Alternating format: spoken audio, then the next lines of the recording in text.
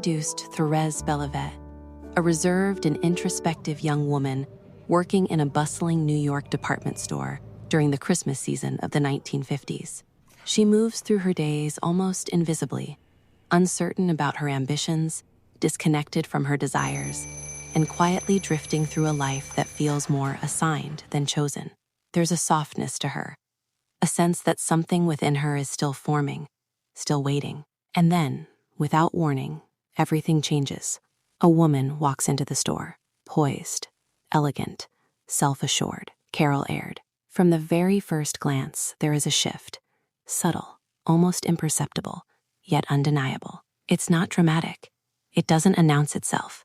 It simply happens, like a lens slowly sharpening into clarity. Their first exchange is simple, a conversation over a toy train set, a polite interaction between customer and clerk, and a pair of gloves accidentally left behind.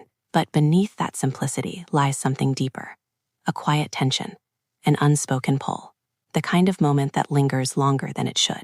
When Thérèse returns the gloves to Carol, what seems like a small act of courtesy becomes something far more meaningful. It becomes a beginning. Because from this point forward, their connection unfolds not through grand gestures, but through the act of looking, of truly seeing another person. Thérèse, who dreams of becoming a photographer, begins to observe Carol with a growing sense of fascination. She studies her expressions, her movements, her presence, framing her not just as a subject, but as something luminous. And Carol, in turn, does something equally significant. She allows herself to be seen. But this story does not exist in a vacuum.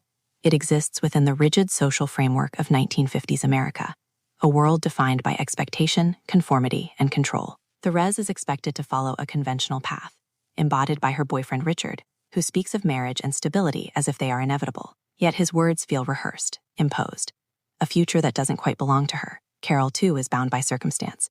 Trapped in a failing marriage with her husband Harge, she faces a devastating custody battle over her young daughter. Her life is under constant scrutiny, her choices questioned, her identity policed. In this world, deviation is not simply frowned upon, it is punished. And so their love, though tender and sincere, is also fragile, risky, even dangerous. Yet despite everything, they move closer. What begins as curiosity deepens into connection, and soon into something undeniable. Carol invites Thérèse on a journey, a road trip west, away from the constraints of their everyday lives. It is both a physical escape and an emotional crossing. As they travel, the world around them seems to soften. Snow falls gently, time stretches, and for a fleeting moment, they exist outside of judgment. In a quiet motel room, their relationship transforms. What was once unspoken becomes real. Their connection is expressed not through spectacle, but through intimacy, subtle, vulnerable, and deeply human. For Thérèse, this is more than love. It is awakening, a realization of self. But the world they left behind has not forgotten them. Carol's husband, determined to secure custody, hires a private investigator. Their private moments are secretly recorded. And suddenly, their love is no longer just theirs.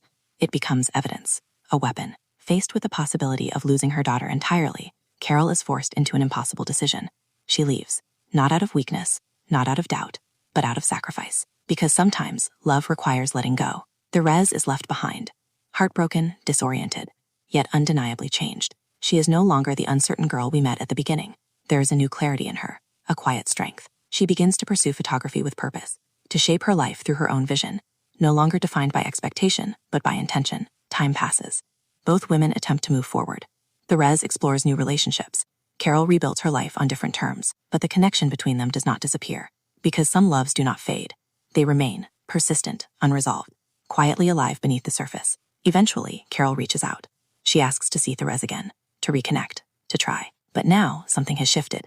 The choice is no longer dictated by circumstance. It belongs to Thérèse. And for the first time, she pauses, not out of fear, but out of growth. The film brings us back to where it began.